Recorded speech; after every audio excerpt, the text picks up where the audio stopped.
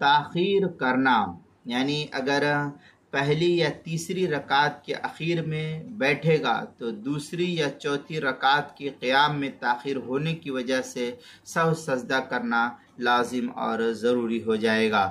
چنانچہ اس سلسلے میں فتاوی ہند کے اندر ہے، فتاوی خانیہ جو فتاوی ہندیہ کے حاشیے پر اس میں ہے، وسجود السہو یتعلق باشیاء منها اذا قعد فيما يقام فيه او قام فيما يجلس وهو امام او منفرد۔ یہ فتاوی خانیہ الہامش فتاوی ہندیہ جلد نمبر 1 صفحہ نمبر 120، فصل فیما یوجب السہو وما لا یوجب السہو، یہ مکتبہ رشیدیہ کوئٹہ کا چھپا ہوا نسخہ۔ خلاصۃ الفتاوی جلد نمبر 1 صفحہ نمبر 178، الفصل السادس عشر فی السہو فی الصلاۃ جنس آخر فی الافعال، جو مکتبہ رشیدیہ کوئٹہ کا چھپا ہوا نسخہ، اس کے اندر حلبی کبیری صفحہ 456، فصل فی سجود السہو، سہیل اکیڈمی لاہور کا چھپا ہوا نسخہ۔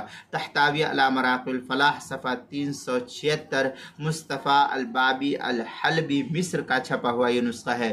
اسی طریقے سے نماز کے مسائل کا انسائکلوپیڈیا جلد نمبر 1 صفحہ نمبر 288، حروف تہجی تا، عنوان ہے تاخیر کرنا، اس کے تحت جو ہے اس مسئلے کی تفصیل نقل کی گئی ہے۔